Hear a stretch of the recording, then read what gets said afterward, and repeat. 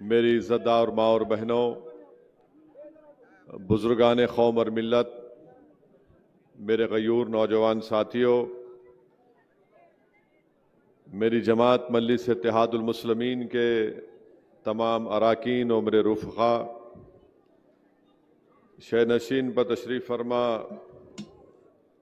हाजी सत्तार पटेल साहब, अयूब चेयरमैन साहब, अज़हर पठान साहब, समीर साजिद साहब, शारिक नक्शबंदी साहब, मुशू पटेल साहब, शफीक पटेल साहब, तैयब पटेल साहब, शकील सिद्दीकी साहब, समद पटेल साहब, जनाब प्रभाकर पारदे साहब, कलीम पटेल साहब, जनाब विकास इटके साहब, माजिद पठान साहब, काका साहब काटके साहब, कुनाल कराज साहब, हैदराबाद के सीनियर मजलिसी रुकन वो रुकने बल्दिया सलीम बेग साहब, सीनियर मजलिसी क़ायद जनाब मंसूर खां साहब, सफ़ीउद्दीन शफ़ी साहब, असरार साहब, वहीदुज़्ज़मा साहब, असगर जैदी साहब, मोहतरमा फलक साहिबा, मेरे अज़ीज़ दोस्तों और बुज़ुर्गों, हरसोल की इस तारीख़ी मुकाम से मुझे मजलिस इत्तेहादुल मुस्लिमीन के इंतखाबी जलसे से आप तमाम के दरमियान में खड़े होकर बोलने का मौका मुझे अल्लाह सुब्हाना व तआला ने इनायत फरमाया। मैं सबसे पहले इस सरज़मीन के उन मशहूर व मारूफ लोगों को खिराज अक़ीदत पेश करना चाहता हूँ जो आज इस दुनिया में नहीं है। मेरी अल्लाह से दुआ है कि यासीन पटेल साहब और करीम पटेल साहब को, इन मरूमीन को अल्लाह सुब्हाना व तआला इनकी मग़फ़रत करे, इनकी ख़बरों को कुशादा फरमाए और अल्लाह सुब्हाना व तआला सुबह क़यामत तक जनाब यासीन पटेल और करीम पटेल मरहूम साहब की तरह यहाँ पर हज़ारों ऐसे लोगों को अल्लाह उनका नेमल बदल बनाकर पैदा करे ताकि वो इखलास के साथ इस सरज़मीन पर बसने वाले अवाम की रहबरी, उनकी सरपरस्ती और उनकी मदद कर सके। मेरे अज़ीज़ दोस्तों और बुज़ुर्गों, आप जानते हैं कि मजलिस इत्तेहादुल मुस्लिमीन ने औरंगाबाद सेंट्रल से दोबारा जनाब नासिर सिद्दीकी साहब को यहाँ से अपना उम्मीदवार बनाकर पेश किया। आप ये भी जानते हैं कि महाराष्ट्र के इस असम्बली इंतखाबात में मजलिस इत्तेहादुल मुस्लिमीन ने 16 उम्मीदवारों को इस विधानसभा के इलेक्शन में उतारा। यकीनन ये हमारे लिए एक आसान फैसला नहीं था, ख़ास तौर से हमारे छोटे भाई समीर साहब के लिए, उनके लिए भी बड़ा ये सख्त तकलीफ़ दे बात थी कि वो भी ख्वाहिशमंद थे, मुझसे मिले, मैंने उनको हैदराबाद आने की दावत दी और मेरी उनसे बातचीत भी हुई, मगर अल्हम्दुलिल्लाह उन्होंने मजलिस इत्तेहादुल मुस्लिमीन के एक पाबंद डिसिप्लिन सिपाही की तरह बड़े कशादा दिल के साथ जनाब नासिर सिद्दीकी साहब को जो मजलिस ने उम्मीदवार बनाया उसको कबूल किया और मुझे यकीन है कि इंशाअल्लाह ताला आइंदा ज़रूर अल्लाह जनाब समीर साहब को एक मौका देगा ताकि वो आवाम की अच्छी तरीक़े से खिदमत कर सकें। मैं उनका भी शुक्रिया अदा करूँगा कि समीर साहब ने जो मोहब्बत का मुज़ाहरा किया और साथ ही साथ उन्होंने ये भी बता दिया आप लोगों को कि मजलिस के जो मुखालिफिन है वो दर हकीकत मजलिस के मुखालिफिन से ज़्यादा वो औरंगाबाद के दुश्मन हैं। वो ये नहीं देख सकते कि बरसों के बाद यहाँ पर एक सियासी इत्तेहाद के मुज़ाहरे किए जा रहे हैं, इसीलिए उनको ये लगता है कि जब तक मजलिस औरंगाबाद से ताकतवर रहेगी इन तमाम मुखालिफिन की इनफरादी दुकान नहीं चमकेगी।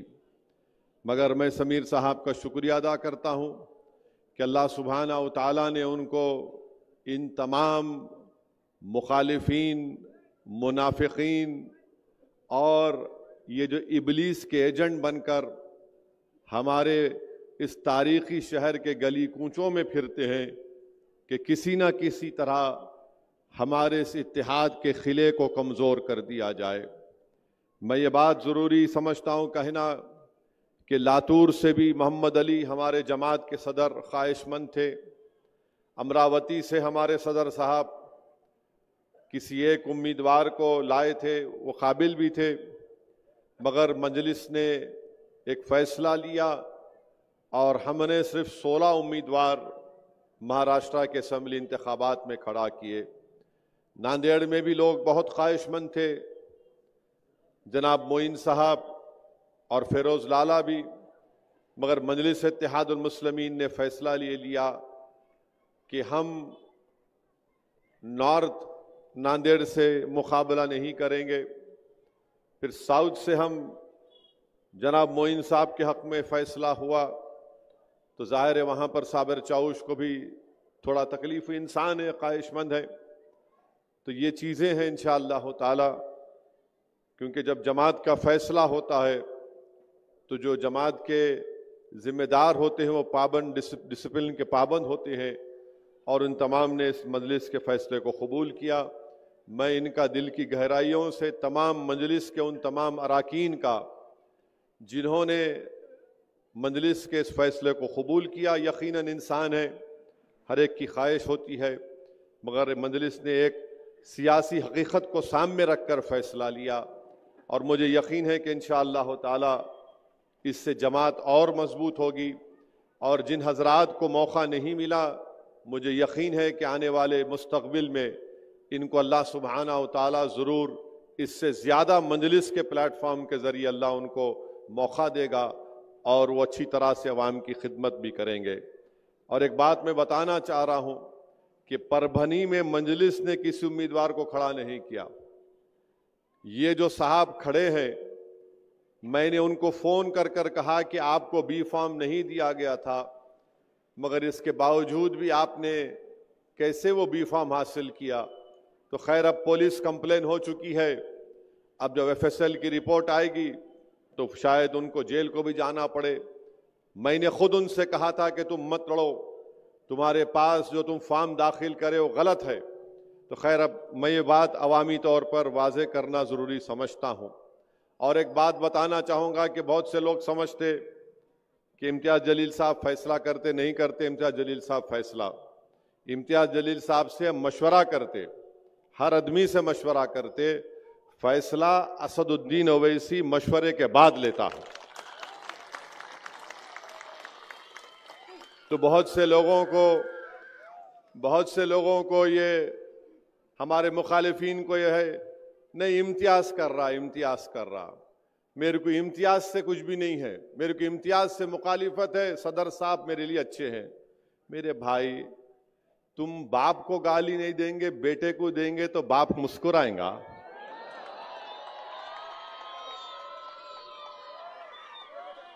आप किसी एक ताकतवर खूबसूरत घर आपने तामीर किया मजलिस का, यहां पर औरंगाबाद में बड़ी शानदार इमारत आपने खड़ा की। इसमें हमारे बुजुर्गों की, नौजवानों की, माँ और बहनों की कुर्बानियां हैं। अब जब हमारी इमारत मजबूत होते जा रही तो इस इमारत पर आकर कोई पत्थर फेंक रहा है, नहीं मेरे को सदर साहब से कुछ नहीं, इमारत पे पत्थर फेंक रहा हूं मैं, ये कैसे हो सकता है? तो मेरी आप तमाम से गुजारिश है, ये एक ताकतवर इमारत की बुनियाद आपने रखी और सरजमीन तेलंगाना के बाद अगर कोई ताकतवर जगह मजलिस की है तो ये औरंगाबाद की सरजमीन है, अल्हम्दुलिल्लाह।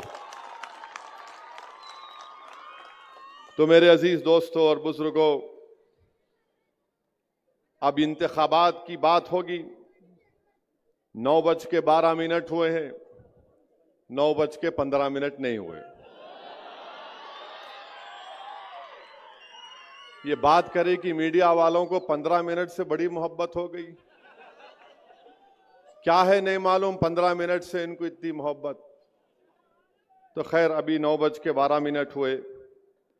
मेरे अजीज दोस्तों और बुजुर्गों, 20 नवंबर के दिन इंतखाबात की रायदही का दिन है और सेंट्रल में नासिर सिद्दीकी साहब का नाम मशीन में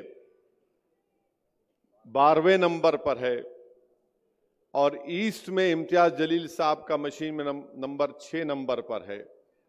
तो मैं हमारे बुजुर्गों से, हमारी इज़्ज़तदार माँ और बहनों से, नौजवानों से, तमाम औरंगाबाद के वोटर से अपील कर रहा हूं कि इन दोनों असेंबली हल्के जात से आप मजलिस के उम्मीदवारों को कामयाब करके आप यहां से उनको अपना एमएलए बनाइए ताकि वो महाराष्ट्र की विधानसभा में जाकर आपकी आवाज बन सके।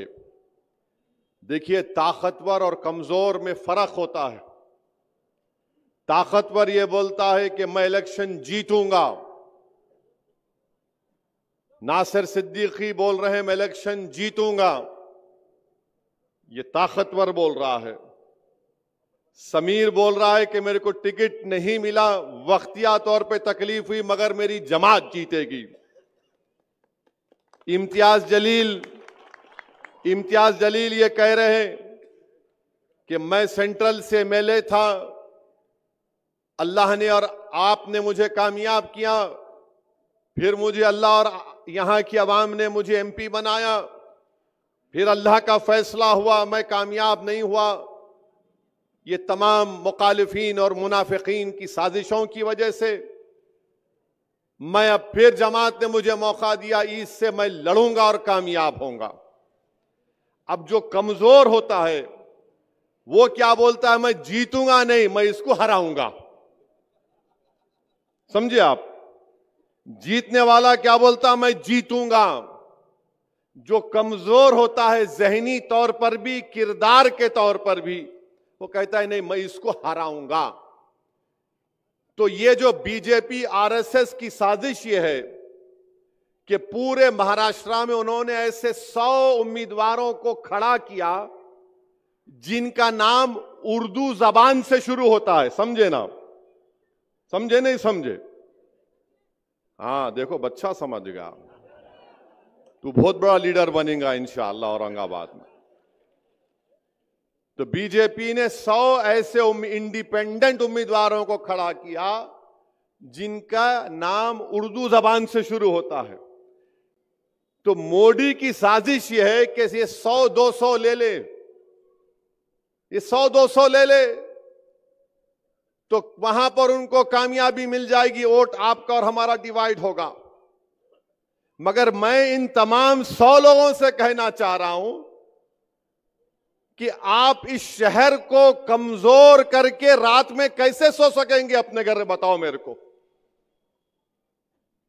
आप इस शहर को और कमजोर करके कैसे आप अपनी जमीर को जिंदा रख पाएंगे?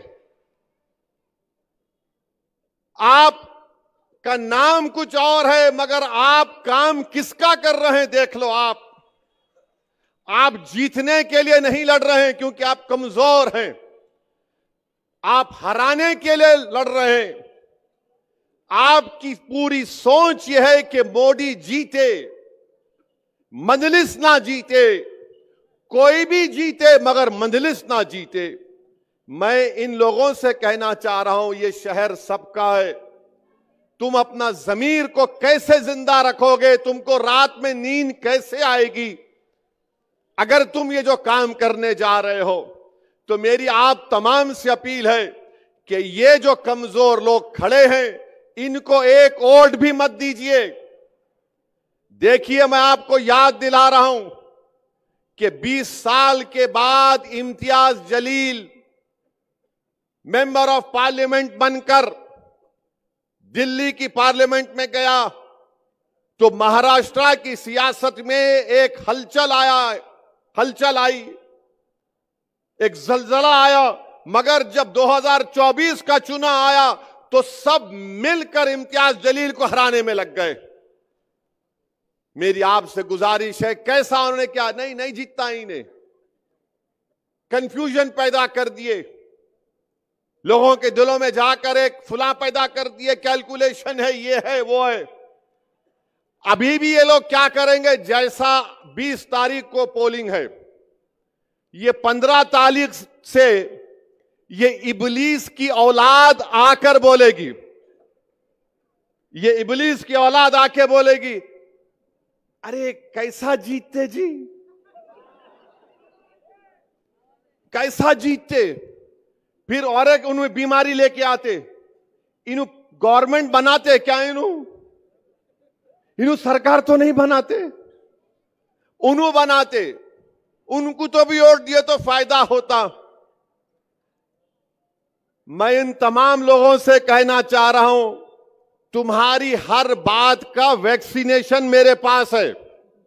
तुम जो वायरस पैदा करना चाहते हो ना 15 तारीख से, उसका इंजेक्शन मैं अभी से दे के जा रहा हूं यहां पे। और वो इंजेक्शन ये है कि इत्तेहाद और इत्तेफाक, जब आप में इत्तेहाद और इत्तेफाक मजबूत होगा तो ये जो लोग 15 तारीख से शुरू कर देंगे वायरस फैलाना, इन्हों जीतते क्या, इन्हों सरकार बनाते क्या। अरे जालिमों, तुम जिसके नाम पर जो जो सौदे करे हो मैं जानता हूं, तुम्हारी एक एक चीज को अगर बयान कर दूंगा ना तो तुम्हारा इस शहर में रहना मुश्किल हो जाएगा। मगर मैं अदब के दायरे में रहकर कह रहा हूं कि तुम 15 तारीख से जो काम करना चाहते, मैं तुमको पूछ रहा हूं, ये 5 साल में पहले मुख्यमंत्री कौन बने? उद्धव ठाकरे बने, शरद पवार उनके साथ, कांग्रेस उनके पास, गवर्नमेंट गिरी, शिंदे बने, फडणवीस बने, अजीत पवार बने। अब बताओ तुम क्या कर रहे थे? अब 15 तारीख से शुरू करेंगे ये वायरस फैलाना, कोविड के जैसा, कोविड के जैसा फैलाएंगे। इन्हें सरकार बनाते क्या? इनका जवाब यही है, जवाब के पास आपका इत्तेहाद और इत्तेफाक मजबूत रहेगा। यही इस वायरस का जवाब है। ये जो यही खड़े हैं कि इनको जीतने का मतलब मकसद नहीं है, नासिर ना जीते, इम्तियाज ना जीते, कोई नहीं जीतना, इनको हराना और अपनी दुकान को चमकाना, क्योंकि ये मजलिस को बर्दाश्त नहीं करते, क्योंकि ये आपका इत्तेहाद है, ये आपकी शनाख्त है, ये आपकी ताकत है कि बरसों के बाद आपने अपनी वोट की अहमियत को समझा, आप में एक सियासी शऊर बेदार हुआ। ये इस बात को पसंद नहीं करते कि एक शख्स रसूलुल्लाह सल्लल्लाहु अलैहि वसल्लम के शान में बकवास बकने की कोशिश किया। हम बार बार बोलते हैं उन्हें गुस्ताखी किया। नहीं मेरे भाई, अगर कोई आसमान की तरफ देखकर थूकेगा तो थूकने वाले के चेहरे पर गिरता है, आसमान पर नहीं गिरता। अगर कोई बोलेगा कि मैं चांद को पत्थर मार के तोड़ दूंगा, तो चांद पर नहीं जाता पत्थर, वापिस उसके पास आके गिरता। मगर दुनिया ये समझ रही थी कि सिर्फ बयान देकर खामोश हो जाएंगे, मगर एक मजलिस का एक सिपाही है और रहेगा जिसने दुनिया को बता दिया कि जालिमों ने, मुनाफिकीन ने तमाम मिलकर मुझे औरंगाबाद की पार्लियामेंट की सीट से जीतने नहीं दिए। मगर मैं एमपी नहीं था, मगर मैंने अपने आका की गुलामी का सबूत इस बात पर दिया कि मैं एमपी रहूं या ना रहूं, मेरे जीने का मकसद यह है कि किसी भी मजहबी रहनुमा के ऊपर कोई बकवास नहीं कर सकता। इम्तियाज जलील ने ऐलान किया कि बंबई में जुलूस तक जाएंगे, गाड़ियों की जुलूस पे जाएंगे, तो ये वायरस फैलाने वाले बोल दिए। क्या होगा, इसको पुलिस रोक लेती, ऐसा ही ड्रामा कर रहा है इन्हें। ये वायरस फैलाने वाले हिंदुस्तान की बड़ी बड़ी शख्सियतों के पास पहुंच गए। अरे जरा असदुद्दीन साहब को समझाइए।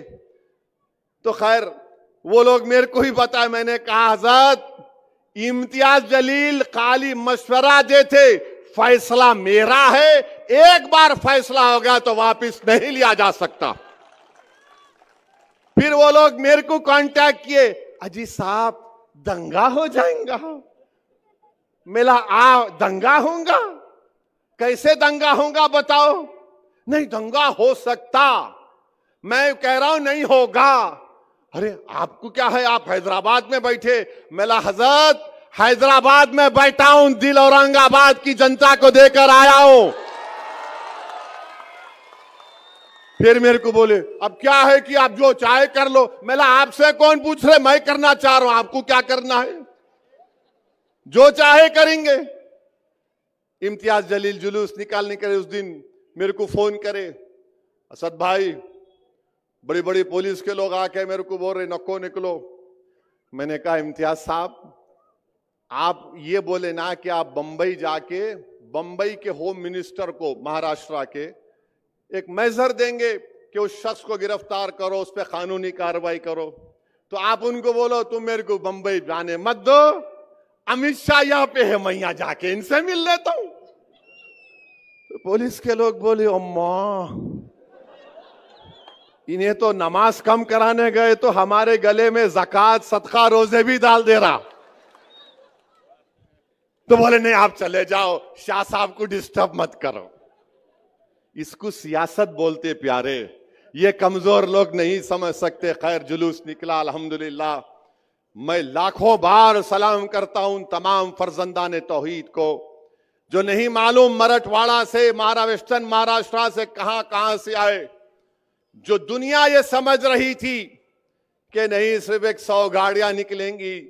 दुनिया ने देख लिया कि नामूस से रिसालत के मसले पर अगर किसी ने आवाज उठाई, एहतजाज किया, तो उसका नाम इम्तियाज जलील और मजलिस इत्तेहादुल मुस्लिमीन। तो मेरे भाई जुलूस निकल गया। अब ये वायरस, कोविड के वायरस वालों को परेशानी शुरू हो गई।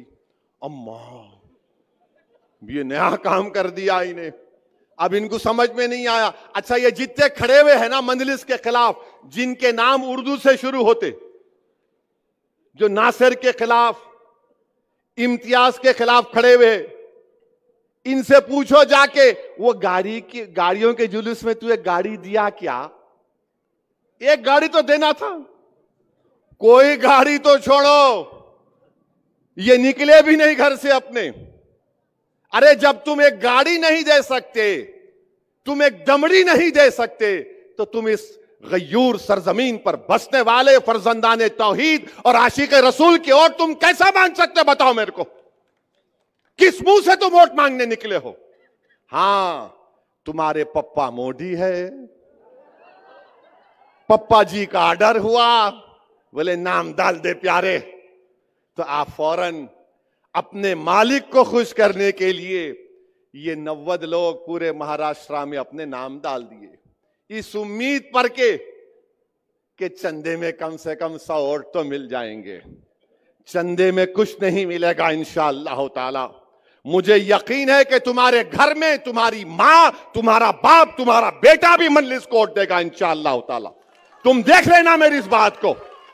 तुम अपने घर में क्या हो रहा नहीं जानते हो, तुम्हारी औलाद क्या कह रही है मुझसे मैं जानता हूं, मगर तुम खड़े होकर सिर्फ बीजेपी को और मजलिस के मुखालिफिन को कामयाब करना चाहती हैं। मेरी आपसे गुजारिश है कि इम्तियाज जलील को नहीं, नासिर सिद्दीकी को मत देखिए, असदुद्दीन ओवैसी को मत देखिए, अपनी इस इमारत को देखिए जिसको आपने औरंगाबाद में तामीर किया। और याद रखिए यह इमारत और ताकतवर बनाना है उसको। उस इमारत को आपको अपनी मेहनतों से आपने तामीर शुरू की, उसकी बुनियादों में आपके आंसू हैं, उसकी बुनियादों में आपका खून है, उसकी बुनियादों में हमारे आने वाली नस्लों के ख्वाबों को पूरा करना है। और याद रखो इस देश की हकीकत यह है हमारे वतन अजीज की, कि जिसकी आवाज सियासी आवाज होगी उसी को सुना जाएगा, चाहे वो दलित हो, चाहे वो मुसलमान हो, मुस्लिम अकलियत हो, चाहे वो मराठा हो। अगर आपका नेता होगा तो आपकी आवाज सुनी जाएगी।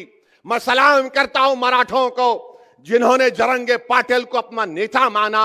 एक दुबला पतला शख्स रातों की नींद हराम करके रख दिया मोदी की, रातों की नींद हराम करके रख दिया। अब मोदी अपने भाषण में क्या बोल रहे कि बैकवर्ड क्लासों को डिवाइड किया जा रहा है। तो मोदी भी अब एक पोजीशन ले लिए जरांगे पाटिल के खिलाफ। नरेंद्र मोदी इंशाअल्लाह ताला आप जरांगे पाटिल को नहीं हराएंगे, जरांगे पाटिल तुम्हारों को हराएगा इंशाअल्लाह ताला। मेरे अजीज दोस्तों और बुजुर्गों, अब यहां बीजेपी का रिकॉर्ड महाराष्ट्र में आप देख लिए, औरंगाबाद में पर कैपिटा महाराष्ट्र में इनकम कितना है? जो औरंगाबाद जिले का जो पर कैपिटा इनकम है वो रियासत के पर कैपिटा इनकम से कम है। आप देख लीजिए कि महाराष्ट्र में बेरोजगारी का तनासुब यानी परसेंटेज 3.3% है। महाराष्ट्र के शहरों में बेरोजगारी 5% है, देही इलाकों में, गांव में 4% बेरोजगारी है। बल्कि आईएलओ का एक सर्वे कहता है कि महाराष्ट्र में 15% बेरोजगारी है। और फिर आप देखते हैं कि इस शहर से कितनी नाइंसाफी उद्धव ठाकरे ने भी और शिंदे और मोदी ने की। उन्होंने ऐलान किया था कि 2023 में एक टेक्सटाइल पार्क बनाया जाएगा यहां पर, मगर टेक्सटाइल पार्क को लेकर चले गए अमरावती। महाराष्ट्र एक जमाने में इंडस्ट्रियल स्टेट था, यहां के तमाम इंडस्ट्रीज गुजरात को चले जा रहे हैं। क्या शिंदे, क्या फडणवीस, क्या उद्धव ठाकरे आपको दिख नहीं रहा है कि एक टाटा एयरबस, वेदांता फॉक्सकॉन, ये दोनों को मिलाए तो 1,80,000 करोड़ के बराबर प्रोजेक्ट थे। गुजरात को चले गए क्योंकि मोदी जी बोले मैं भाषण दूंगा महाराष्ट्र में आकर, हिंदू मुसलमान का झगड़ा खड़ा करूंगा, वोट हासिल कर लूंगा, मगर मैं पैसा गुजरात को लेकर जाऊंगा। फिर आप महाराष्ट्र की इकोनॉमी देख लीजिए, 2014-19 में 6% ग्रोथ थी, 2019 और 24 में सिर्फ 4.5%। इस साल इकोनॉमी सिर्फ 5.6, मगर आप इन्फ्लेशन को अगर आप ले लिए तो 0.4% बढ़ा। आज भारत के प्रधानमंत्री जनाब नरेंद्र मोदी बड़ा भाषण दिए, उस पर भी आता हूं जरा उस पे। महाराष्ट्र में 2023 में 2850 किसानों ने खुदकुशी कर ली। मैं नरेंद्र मोदी से, अमित शाह से, शिंदे से, फडणवीस से कह रहा हूं, तुम एक खुदकुशी करने वाले किसान के घर को क्यों नहीं गए? तुम बड़े बड़े भाषण देते हो, लंबी लंबी झूठ बोलते हो। महाराष्ट्र में 2023 में 2850 किसानों ने खुदकुशी कर ली। खुद इस डिवीजन में इस साल 2024 के 6 महीने में 430 किसानों ने खुदकुशी कर ली। अरे ये जो उम्मीदवार नासिर के खिलाफ खड़ा है, ये जो उम्मीदवार इम्तियाज जलील के खिलाफ खड़ा है, ये जो उम्मीदवार वेस्ट औरंगाबाद से खड़ा है, अरे 6 महीने में इस डिवीजन में 430 किसानों ने खुदकुशी कर ली। अगर वो किसान जो खुदकुशी किया तुम्हारा भाई, तुम्हारा रिश्तेदार होता तो तुम्हारे दिल पर क्या गुजरती? तुमको क्या मोहब्बत किसानों से? फिर आप देख लो महाराष्ट्र में, एक जमाने में महाराष्ट्र में एग्रीकल्चर प्रोडक्टिविटी बड़ी हाई होती थी, ज्यादा होती थी। अब महाराष्ट्र में चावल, वीट, धान, ये सब खाली 1/3 हो गई। आंध्रा, हरियाणा, तेलंगाना इससे ज्यादा पैदा करता है। अब बोलो मोदी, बोलो शिंदे, बोलो फडणवीस, इस बारे में नहीं बोलेंगे। फिर महाराष्ट्र में जो जमीन है, जो जिरात की फार्म साइज है बहुत छोटा है, 73% लैंड होल्डिंग जो 1 हेक्टर पर है, 1 हेक्टर पर है। फिर आप देखिए मोदी आकर बड़ा बड़ा भाषण देकर गए। महाराष्ट्र में 2023 में सबसे ज्यादा हेट स्पीचेस महाराष्ट्र में हुए। फिर महाराष्ट्र में सबसे ज्यादा लोग दंगों में पकड़े गए 2022 में। महाराष्ट्र का बजट आप देख लो, एग्रीकल्चर में 15% कम कर दिया गया, सेहत और फैमिली वेलफेयर में 9% कम कर दिया गया, शहरी विकास अर्बन डेवलपमेंट में 27% कम कर दिया गया। और उसका नतीजा क्या निकला कि यहां पर पीने का पानी नहीं है औरंगाबाद। मोदी जी आएंगे औरंगाबाद को तो नरेंद्र मोदी अपने हेलीकॉप्टर को जहां ये कचरा डाल रहे ना वहां उतारना, तुम वहां अपने हेलीकॉप्टर को उतार के बगैर नाक को हाथ लगाए मोदी जी आप आना यहां पे। यहां बैठे तो बो आ रही है और बोल रहे हम सब चीज कर दिए, हम आसमान से तारे तोड़ के लाए, कुछ नहीं हुआ। फिर आप देखिए SC ST OBC माइनॉरिटी के बजट को कम कर दिया गया। और आपको मालूम हर साल महाराष्ट्र में करीब 60,000 करोड़ रुपए खाली इंटरेस्ट पर जो पैसा दिया जाता है वो महाराष्ट्र की सरकार देती है। जो कर्जा लिया गया करीब 60,000 करोड़ सालाना दिए जाते हैं। अच्छा, ये शिंदे बोल रहे मैं लाडली बहना दिया, अच्छा किए, जेब से दिए, घर का पैसा है तुम्हारे, पब्लिक का पैसा है, जिसको मिला बहुत अच्छा है, जिसको मिला मिलके भी आप किसको बटन दबाएंगे? हमारी मां और बहनें भी ऊपर बैठी हुई हैं। अगर आपको मिले 1500 रुपये तो बोलना thank you but we'll vote for MIM only. इन्हों अपने जेब से दे रहे क्या? 60 साल से नाइंसाफी करे, मिला अच्छा है और मिलना था। अच्छा, अब ये मैं सुना कि बाज लोग बांट रहे भी मिठाई, ए तो आना चलना, ये मेरे पद यात्रा में चल। अच्छा, कोई टून भी है तो बोले तो आके बैठ मेरे जलसे में, तेरे को इतने पैसे, लो मिठाई खाओ। इनका ने बहुत आया मोदी के पास से, मिठाई खाओ बोल रहा हूं मैं। अब मिठाई गुलाब जामुन भी हो सकती, जो जो दे रहे खाओ, छोड़ो मत, यही मौका है खींचने का। फिर आप देखो माइनॉरिटी का बजट सिर्फ 975 करोड़। अब ये लोग बोलते अरे मंजलिस के साथ जीत गए तो क्या कर लिए रे तेलंगाना में, क्या कर लिए वहां तेलंगाना में? यहां पर महाराष्ट्र का वजारत अखिलती बहबूद मिनिस्ट्री ऑफ माइनॉरिटी का बजट 975 करोड़ रुपये, तेलंगाना में 3000 करोड़ रुपये। ये ताकत होती है सियासी ताकत, ये कमजोर नहीं समझ पाएंगे। तो मेरे अजीज दोस्तों और बुजुर्गों, फिर जो हॉस्टल बनाना था हमारी बच्चियों के लिए शहरों में, उसमें भी शिंदे पैसे कम कर दिए। तो ये महाराष्ट्र में हो रहा है। अच्छा मेरे अजीज दोस्तों और बुजुर्गों, आप जानते हैं कि इस शहर में कोई काम नहीं हुआ। 22 साल MP थे खैरे साहब, कुछ नहीं करते थे।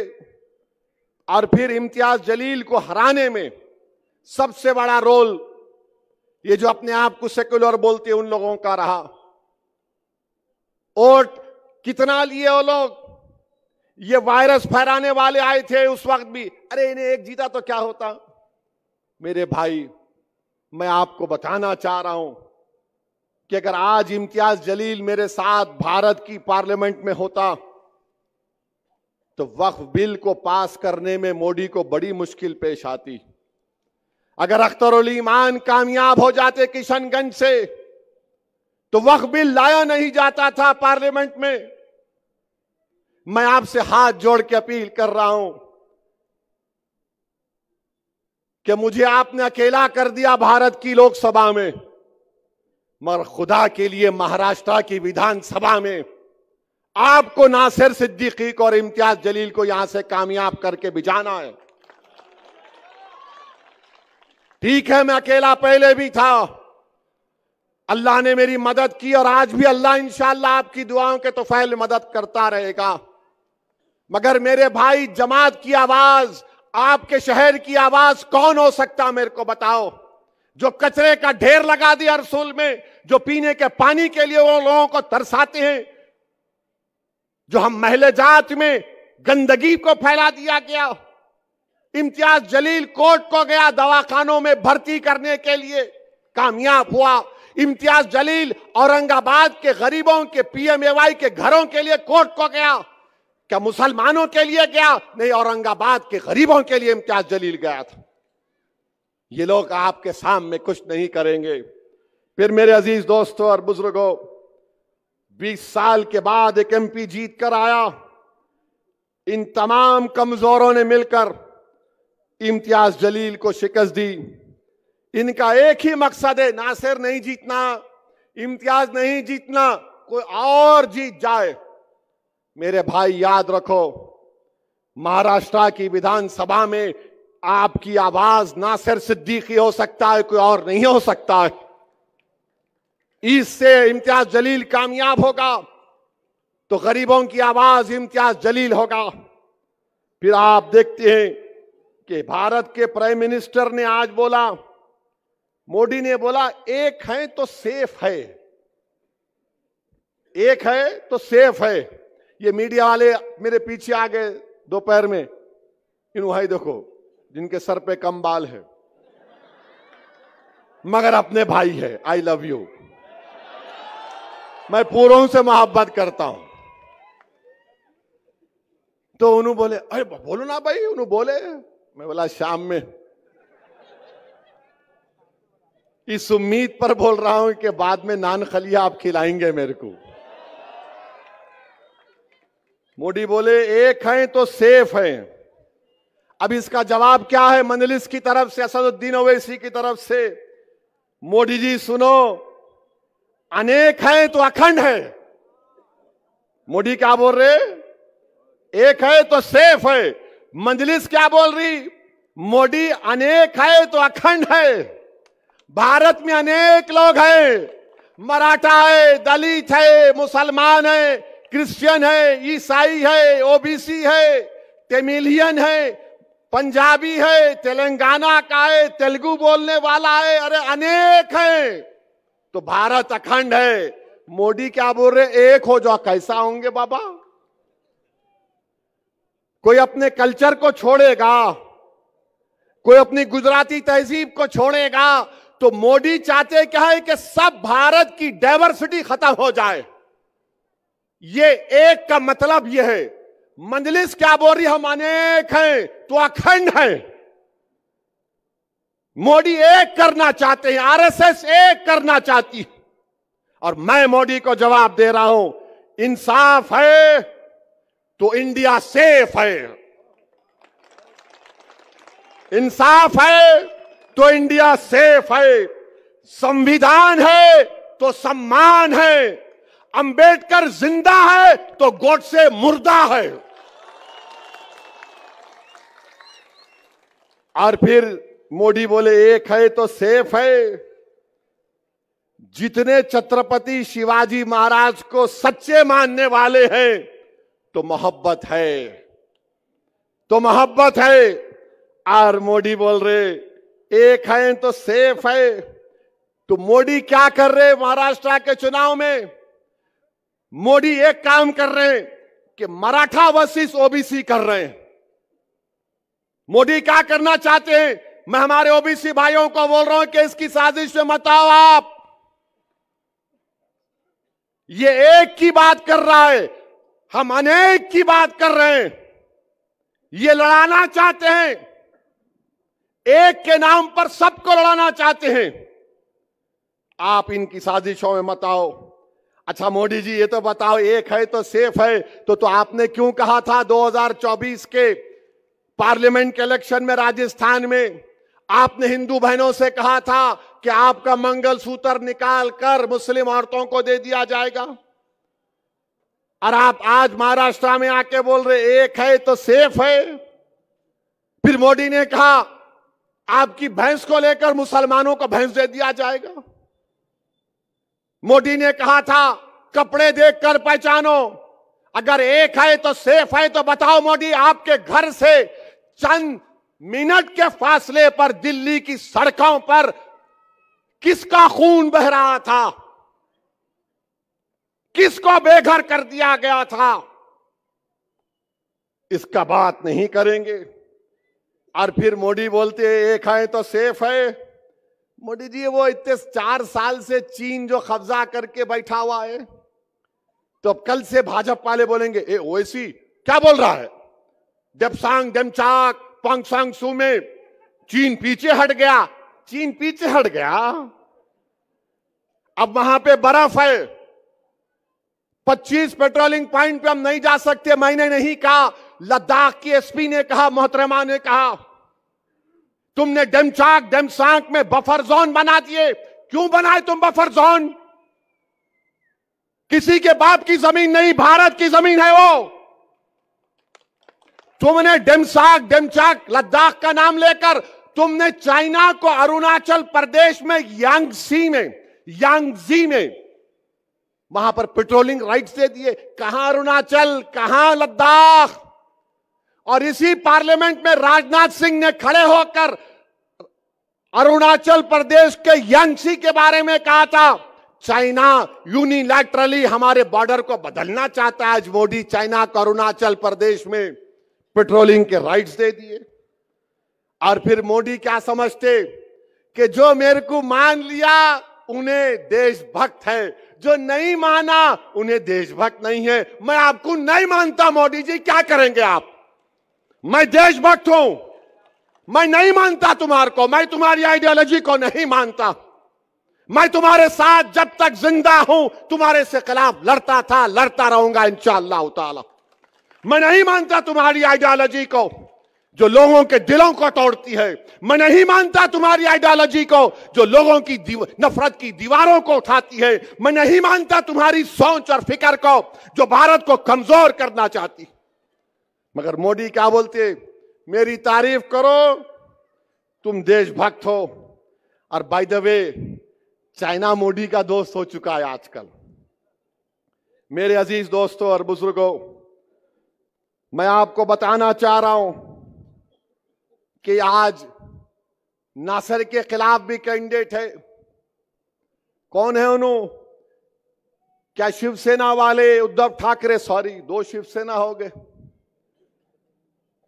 दोनों मिलके घी चाट रहे। एक घी खा लिए, एक चाट रहे। किसने CAA बिल की तायीद की थी पार्लियामेंट में?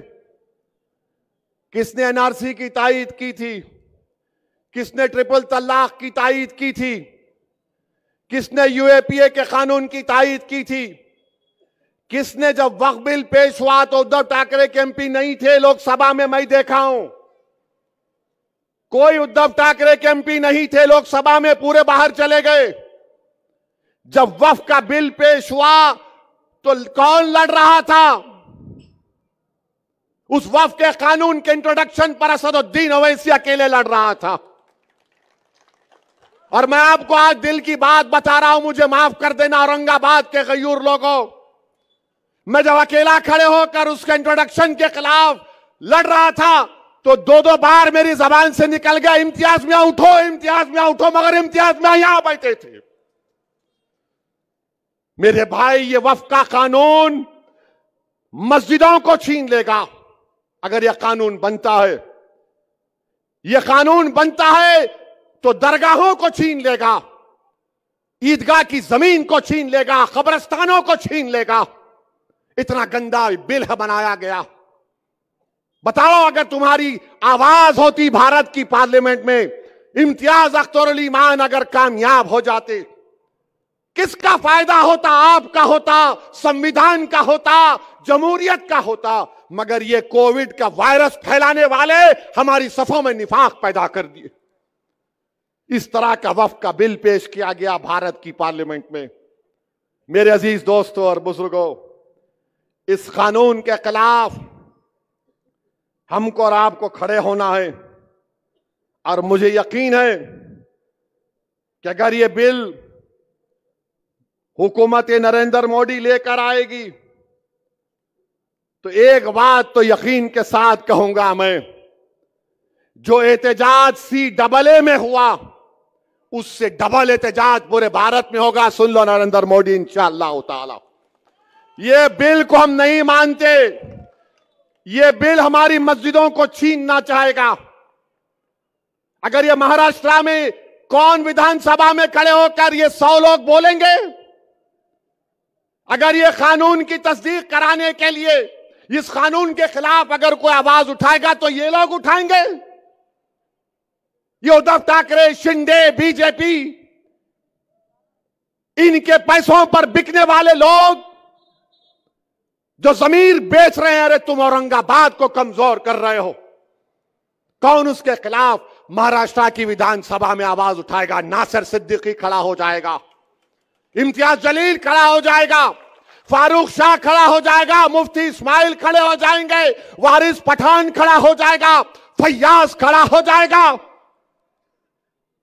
मेरे भाई, आवाज की जरूरत है, लड़ने वालों की जरूरत है। आपको फर्क महसूस करना है, एक लड़ने वाले की तरफ से और एक गाने वाले की तरफ से। ये सब गाने वाले हैं, इनको हुक्म होगा ऐसे राग में गा, बोलो ओवैसी के खिलाफ, तबलचियां शुरू हो गए, हारमोनियम लेके ओवैसी ये ओवैसी वो। मेरे भाई, लड़ने वालों की जरूरत है और यही वजह है कि RSS नहीं चाहती कि यहां से नासिर सिद्दीकी और इम्तियाज जलील कामयाब हो जाए। याद रखो, टीपू सुल्तान से गद्दारी करने वाले कौन थे? गद्दारी करने वाले बोलो, कौन थे गद्दारी करने वाले टीपू सुल्तान से? तुम्हारी जबानों को जुम्बिश दो और बोलो, कौन थे? सिराजुद्दौला को धोखा देने वाले कौन थे? करबला के मैदान में इमाम हुसैन के खिलाफ नमाज भी पढ़ते थे और पानी भी बंद करते थे, कौन थे वो लोग?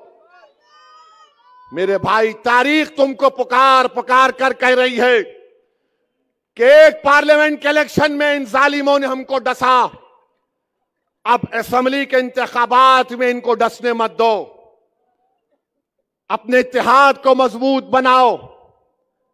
मजलिस कभी किसी मजहब के खिलाफ ना थी, ना कभी रहेगी इंशाअल्लाह ताला। जब तक अल्लाह सुब्हानहू ताला असदुद्दीन ओवैसी को मजलिस का एक सिपाही और जिम्मेदारी के तौर पर रखेगा, मैं किसी भी समुदाय का खिलाफ नहीं हूं। मैं तो दुनिया के कोने कोने में जाकर कहता हूं कि मेरा देश ऐसा है जहां पर हर 100 किलोमीटर पर अलग तहजीब है। मेरा देश वो है जहां पर हजारों तहजीबें, कई मजाहिब के मानने वाले रहते हैं। मेरा एक ही झगड़ा है, जब सबका नेता हो सकता है तो मेरा नेता क्यों नहीं हो सकता? जब सबका आवाज हो सकती है तो मेरी आवाज क्यों नहीं हो सकती? जब सब समुदाय अपने अपने लोगों को अलग करते हैं तो मैं अपनी पार्टी के नुमाइंदों को क्यों अलग नहीं कर सकता? मेरा झगड़ा एक ही है और मैं आपसे अपील करने आया हूं कि वक्फ बिल आपके सामने है। आपने देख लिया कि एक शिंदे की पार्टी में एक शख्स है जिसने कहा कि मस्जिद में घुस के हम मारेंगे। मेरे भाई बताओ, आप कोई लड़ने वाला ही नहीं है। अब अगर इम्तियाज, नासिर सिद्दीकी, मुफ्ती इस्माइल साहब और फारूक शाह के साथ वारिस पठान और फैयाज ये लोग चले जाएंगे, हमारी दलित कैंडिडेट भी नागपुर में है, ये हमारे मजलिस के लोग जीत के जाएंगे, तो इसको बोलने से पहले सोचना पड़ेगा कि मस्जिद में घुस के मारेंगे। मोदी जी बोलो, इसके ऊपर तुम क्या बोलते? एक है तो सेफ है। अरे ये तुम्हारी पार्टी में है तो सेफ है। तुम्हारी पार्टी का सत्ता महाराष्ट्र में नहीं होगी तो तुम्हारे तमाम के तमाम लोग जो नफरत फैला रहे ये अनसेफ हो जाएंगे। कानून के एतबार से लीगली कानून इनको ऊपर काम करेगा। मगर शिंदे ने उस शख्स के साथ खड़े होकर कह दिया कि मैं इनके साथ हूं जो नबी करीम सल्लल्लाहु अलैहि वसल्लम के शान में गुस्ताखी करने की कोशिश की। तो मेरे अजीज दोस्तों और बुजुर्गों, अपने एक एक वोट को इस्तेमाल करिए। आप मजलिस के हक में बटन दबाइए। ये लोग जो खड़े हैं ना, जीतना इनका मकसद नहीं है, हराना इनका मकसद है। ये जानते हैं कि जीतने वाला इम्तियाज जलील है, जीतने वाला नासिर सिद्दीकी है। ये आपके इत्तेहाद के दुश्मन है। और ये जो बीजेपी, शिंदे, उद्धव ठाकरे और कांग्रेस के जितने उम्मीदवार, बताओ तुमने औरंगाबाद के लिए क्या किया? तुम्हारे पास सत्ता थी, तुम पीने का पानी का मसला हल नहीं कर सके। यहां पर रोडें क्या हैं बताओ? इम्तियाज जलील ने अपने सालाना एमपी फंड से जो काम करवा सकते थे, काम को करवा दिया। मगर मेरी आप तमाम से अपील है कि मुत्तहदा अपने वोटों का इस्तेमाल करिए। डरने और घबराने की जरूरत नहीं है। 20 तारीख के दिन सुबह में अपने घरों से निकलिए। नासिर सिद्दीकी का नाम मशीन में 12वें नंबर पर है, इम्तियाज जलील का नाम 6ठे नंबर पर है। और ये समझ कर वोट डालिए कि आप पार्टी को कामयाब कर रहे हैं, शख्सियतों को कामयाब नहीं कर रहे हैं। मजलिस इनफरादियत को प्रमोट नहीं करती, मजलिस शख्सियत को प्रमोट नहीं करती। अरे मैं आज जिंदा हूं, कल नहीं रहूंगा, ये हक है, मैं नहीं रहूंगा। तो क्या मजलिस खत्म हो जाएगी? लाखों बार खुदा ना खास्ता, मजलिस रहेगी तुम्हारी वजह से। तुम लीडर बनोगे, तुम कायद बनोगे, तुम रहबरी करोगे, तुम भारत की पार्लियामेंट में लड़ोगे संविधान के दायरे में रहकर। तुम गरीबों की आवाज बनोगे, तुम मजहब की आवाज नहीं बनोगे, तुम गरीबों की आवाज बनोगे। ये मेरा ख्वाब है। इस ख्वाब को आपको जिंदा रखना है। अगर आप और हम, खुदा ना खास्ता जो गलती हमसे पार्लियामेंट इलेक्शन में हुई, जिसकी बुनियाद पर हमारी कोई आवाज आज पार्लियामेंट में नहीं है, मैं आपसे अपील कर रहा हूं कि इन लोगों की कोशिशें होंगी। 15 नवंबर से ये इबलीस के एजेंट शुरू हो जाएंगे, कोविड फैलाएंगे। इन्हों सत्ता में आते क्या, इन्हों जीतते क्या, उन्हें वो होता क्या? मैं इन लोगों से कह रहा हूं, मैं अपनी जिंदगी के फैसले इस बुनियाद पर लिया हूं कि अल्लाह की जात पर अटूट तवक्कल करता हूं। मेरी नीयत में इखलास होता है और उसके बाद हम फैसला ले लेते हैं। तुम अगर दिल और दिमाग से पूछोगे तो तुम्हारा दिमाग बोलेगा 1 + 1 = 2, दिल बोलेगा 1 + 0 = 100। कूद जा प्यारे आग में, डरने की क्या बात है। याद रखो, अपने दिल की आवाज पर फैसला करो, अपनी जिंदा जमीर पर फैसला करो। हराओ बीजेपी को, हराओ मोदी को, हराओ शिंदे को, इन तमाम पार्टीज को हराओ। अगर मजलिस के एमएलए जीत कर जाएंगे, अगर मजलिस के एमएलए जीत कर जाएंगे महाराष्ट्र की विधानसभा में, तो इंशाअल्लाह ताला मैं आपसे वादा कर रहा हूं, हम सेकुलरिज्म को मजबूत करते थे, सेकुलरिज्म को ही मजबूत करेंगे इंशाअल्लाह ताला। कल कहां जलसा है?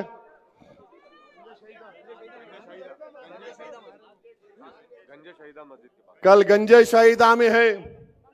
मीडिया वालों को भी रिक्वेस्ट करूंगा, कल आओ ना प्लीज। कल भड़काऊ भाषण होगा।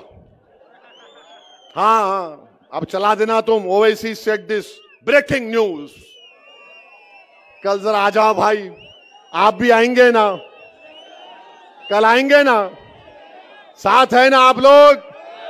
तो 20 तारीख को आसमानों पे क्या दिखेगा और कैसा दिखेगा? ऐसा डाल के जीप जीप जीप पूरा सबको काट देने का। अरे अभी नो बोलेंगे, हम ऐसा बोले, पतंग बोल रहा हूं मैं। ये तो मीडिया वाले बोलेंगे ओ ऐसा काट। नो नो, पतंग, पतंग का निशान है। तो आपसे अपील है कि 20 तारीख को आपके इलाकों में सिर्फ आसमानों पर क्या नजर आएगा? क्या नजर आएगा? पतंग को वोट देंगे आप। अल्हम्दुलिल्लाह, इंशाअल्लाह कल मुलाकात होगी गंजे शहीदा में। अस्सलाम वालेकुम।